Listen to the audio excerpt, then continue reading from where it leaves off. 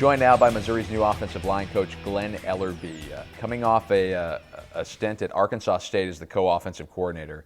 A lot of yards and a lot of points last year for the Red Wolves. What is the offensive line's role in creating that kind of production? Well, we do it all, right?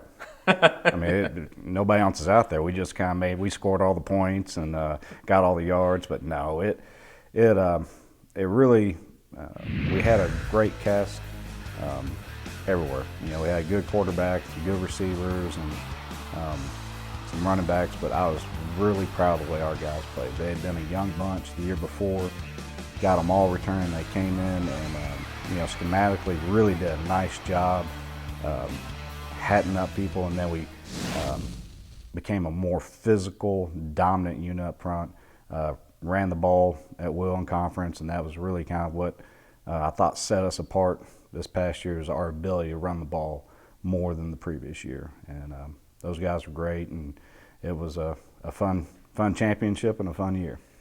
I don't know if there's a position, skill development is important to every position on the field, Right. but particularly at O-line and particularly at the college level. I mean, you see offensive linemen come in of all shapes and sizes and all skill levels.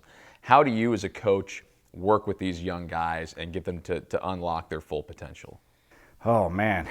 I guess just, you know, seeing where a guy needs to improve, because you're right, it is different shapes and sizes, and more than that, it's personalities as well. Not everybody responds the same way. Not every kid can be taught and molded the same exact way. And, you know, guys have strengths and weaknesses, and what you try to do is bring the weaknesses up to their strengths. If it's technique, or if it's just effort, if it's just confidence, you know, whatever those abilities are, you just try to mold them together and really lay a foundation with fundamentals and a way that we're going to play the game with effort and toughness.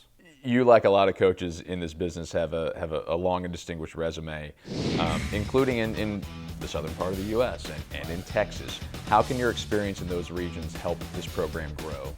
I think anytime, you know, you're from an area of the country that you're going to compete in, it helps you recruiting wise. I mean, growing up in Georgia, I'm sure there's a lot of contacts and guys just from the text messages that, man, I would love to get back there and be able to see and recruit. And then the last 3 years being in Texas and East Texas and Dallas, and you know, through the course of a career, Mississippi and Alabama, and you know, the more connections you build, the more hey, I got a guy, or I can help you with this guy, and those type things, and it really makes it a lot easier in the recruiting trail.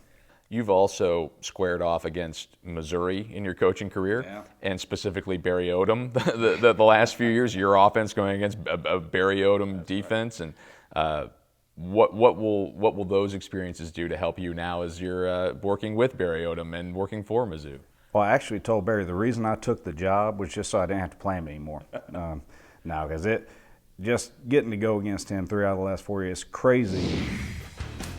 You know, you get into the offseason, you start talking about the teams you played and schematics and guys that played hard and the way they did things, and every year it's like, golly, I got to play that guy again, or I got to play this guy. I'd, you know, move to Houston and go, gosh, I got to play this guy again, and then you get to Arkansas State and there he is again. And so just to not have to play against him, get the, I guess in spring practice he already told me he was going to try to stuff me on the third day, but it'll be nice, you know, to be able to coach on offense and know he's, you know, over there on defense. It'll be a nice feeling. And how nice is it for you in the SEC, best of the best in college football? It's got to be a tremendous opportunity for you, and I'm sure you're excited about that. Oh, I can't wait. Just number one, with the guys we have here, get to, you know, coach the best offensive lineman in the country, and then have a chance to go against the best defensive lineman in the country and the best conference in the country. I mean, that's what you dream of as a little boy growing up. I mean, the SEC, I mean, that was always a huge goal of mine, and to be given that opportunity and chance to, you know, make it come into fruition, I couldn't be any more excited.